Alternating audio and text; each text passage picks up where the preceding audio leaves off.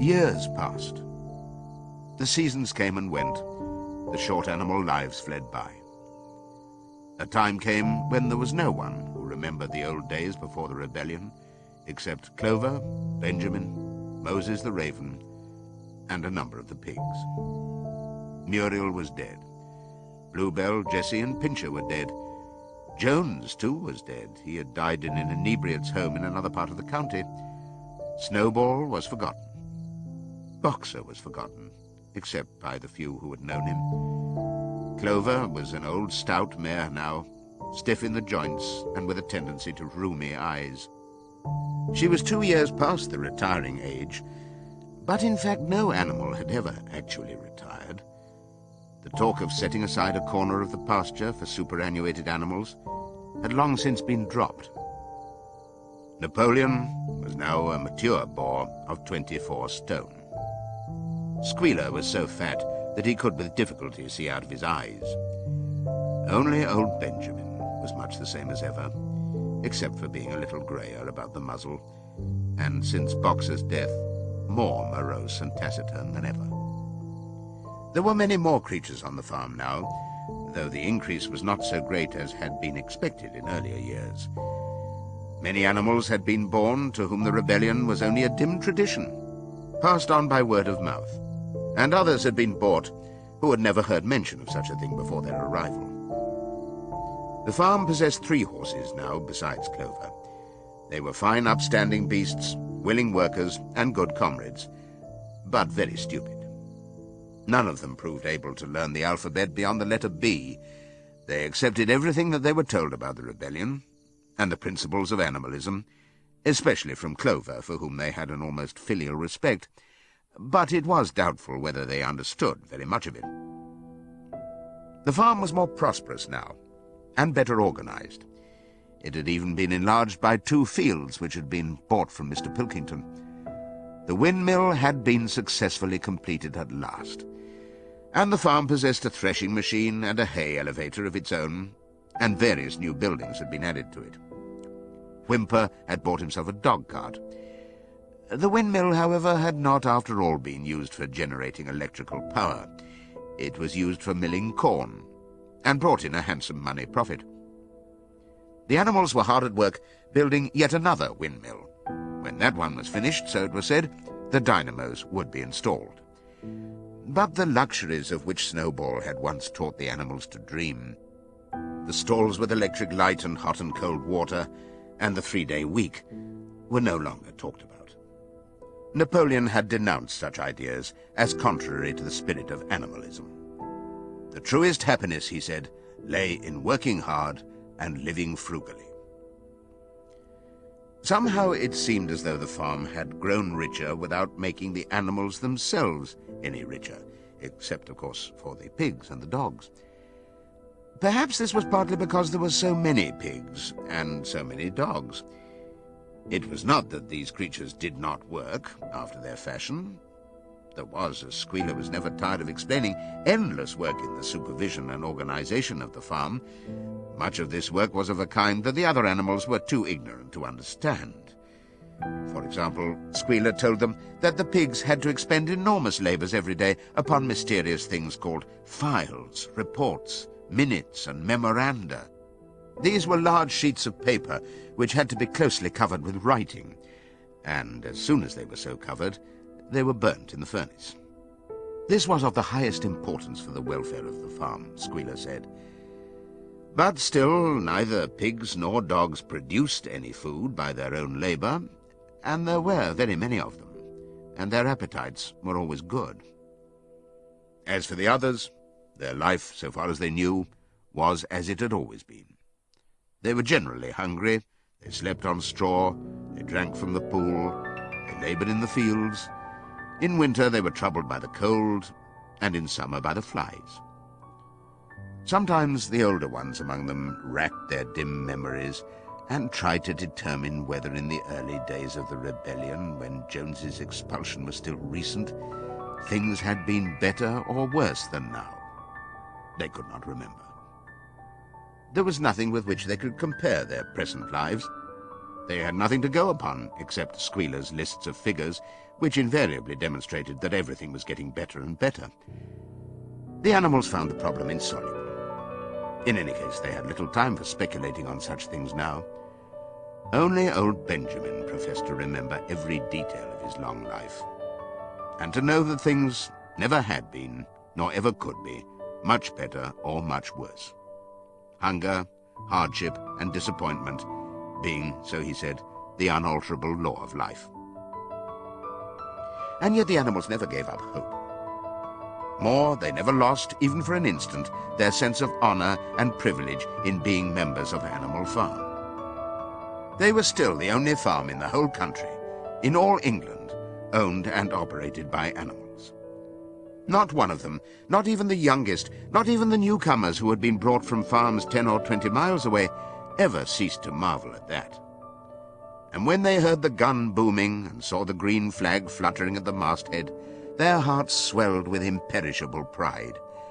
And the talk turned always towards the old heroic days, the expulsion of Jones, the writing of the 7 Commandments, the great battles in which the human invaders had been defeated. None of the old dreams had been abandoned. The Republic of the Animals, which Major had foretold, when the green fields of England should be untrodden by human feet, was still believed in. Some day it was coming. It might not be soon, it might not be within the lifetime of any animal now living, but still it was coming. Even the tune of Beasts of England was perhaps hummed secretly here and there. At any rate, it was a fact that every animal on the farm knew it, though no one would have dared to sing it aloud. It might be that their lives were hard and that not all of their hopes had been fulfilled, but they were conscious that they were not as other animals. If they went hungry, it was not from feeding tyrannical human beings. If they worked hard, at least they worked for themselves. No creature among them went upon 2 legs. No creature called any other creature master. All animals were equal. One day in early summer, Squealer ordered the sheep to follow him and led them out to a piece of waste ground at the other end of the farm, which had become overgrown with birch saplings. The sheep spent the whole day there, browsing at the leaves under Squealer's supervision. In the evening, he returned to the farmhouse himself, but as it was warm weather, told the sheep to stay where they were. It ended by their remaining there for a whole week, during which time the other animals saw nothing of them. Squealer was with them for the greater part of every day. He was, he said, teaching them to sing a new song, for which privacy was needed. It was just after the sheep had returned, on a pleasant evening when the animals had finished work and were making their way back to the farm buildings, that the terrified neighing of a horse sounded from the yard. Startled, the animals stopped in their tracks. It was Clover's voice. She neighed again, and all the animals broke into a gallop and rushed into the yard. Then they saw what Clover had seen. It was a pig walking on his hind legs. Yes, it was Squealer. A little awkwardly, as though not quite used to supporting his considerable bulk in that position, but with perfect balance, he was strolling across the yard. And a moment later, out from the door of the farmhouse came a long file of pigs, all walking on their hind legs. Some did it better than others. 1 or 2 were even a trifle unsteady and looked as though they would have liked the support of a stick, but every one of them made his way right round the yard successfully.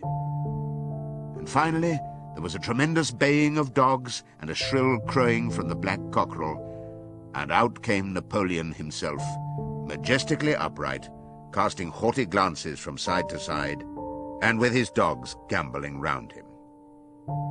He carried a whip in his trotter. There was a deadly silence. Amazed, terrified, huddling together, the animals watched the long line of pigs march slowly round the yard. It was as though the world had turned upside down.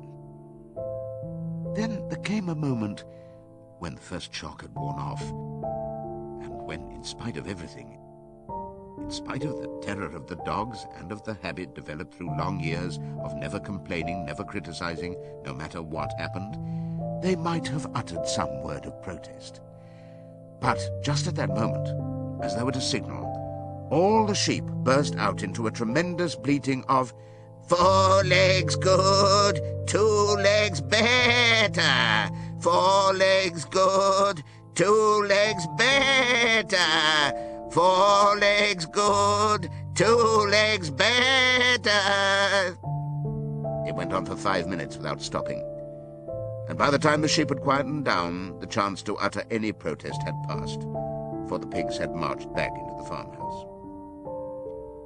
Benjamin felt a nose nuzzling at his shoulder. He looked round. It was Clover. Her old eyes looked dimmer than ever.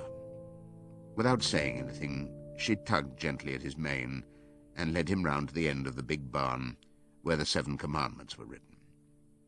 For a minute or two, they stood gazing at the tarred wall with its white lettering.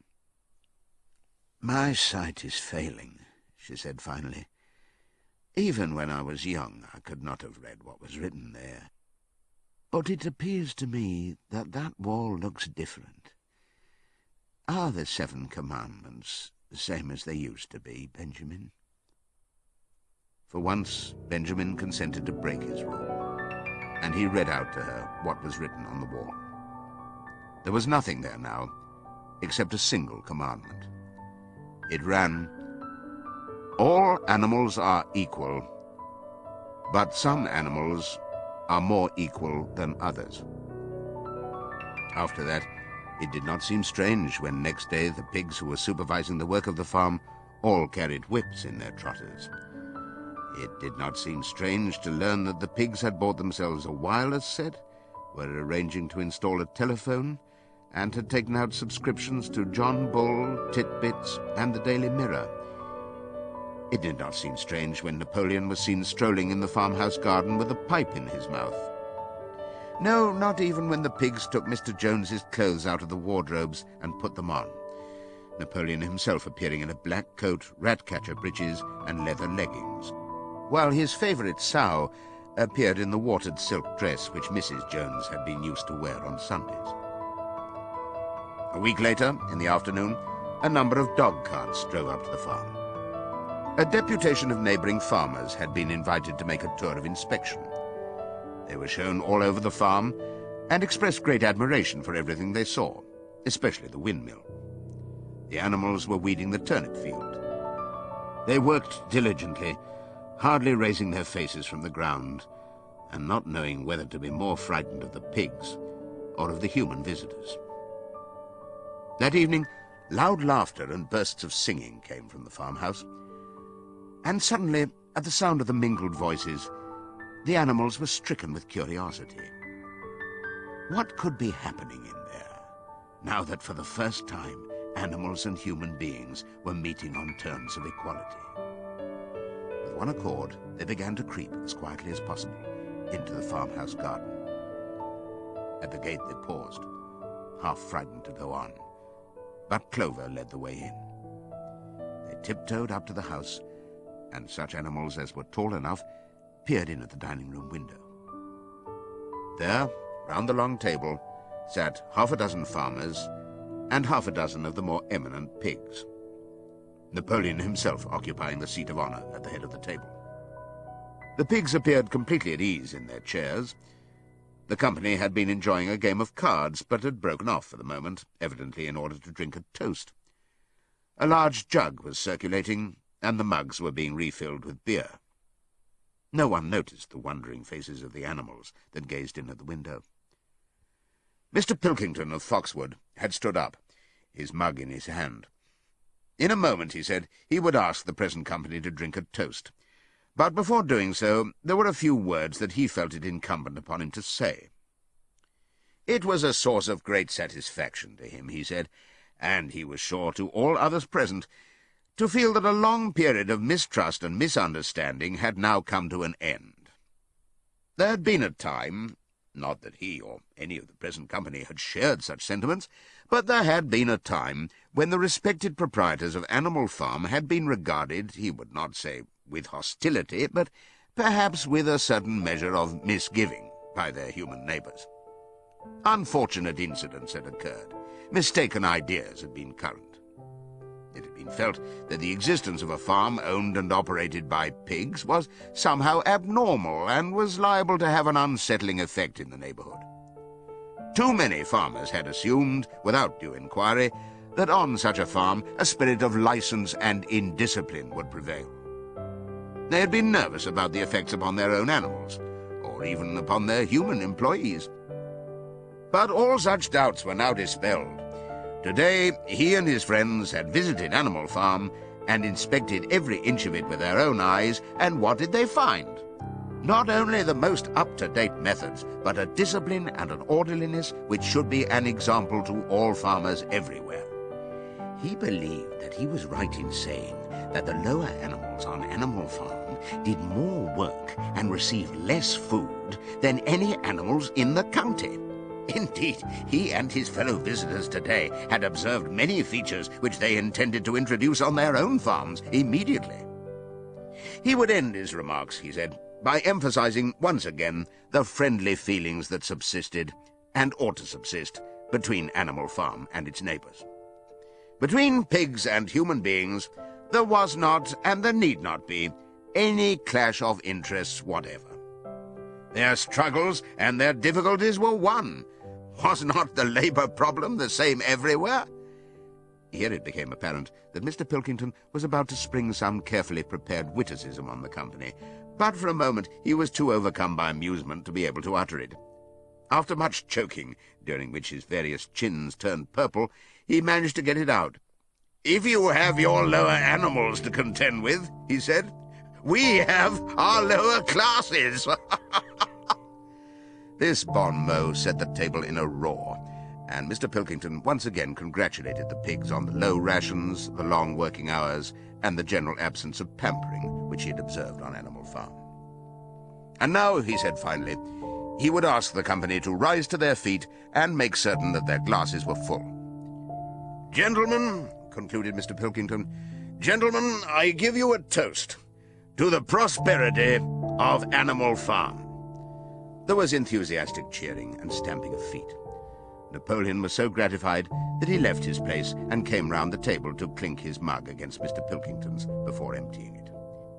When the cheering had died down, Napoleon, who had remained on his feet, intimated that he too had a few words to say. Like all of Napoleon's speeches, it was short and to the point. He too, he said, was happy that the period of misunderstanding was at an end. For a long time there had been rumours, circulated, he had reason to think, by some malignant enemy, that there was something subversive and even revolutionary in the outlook of himself and his colleagues. They had been credited with attempting to stir up rebellion among the animals on neighbouring farms.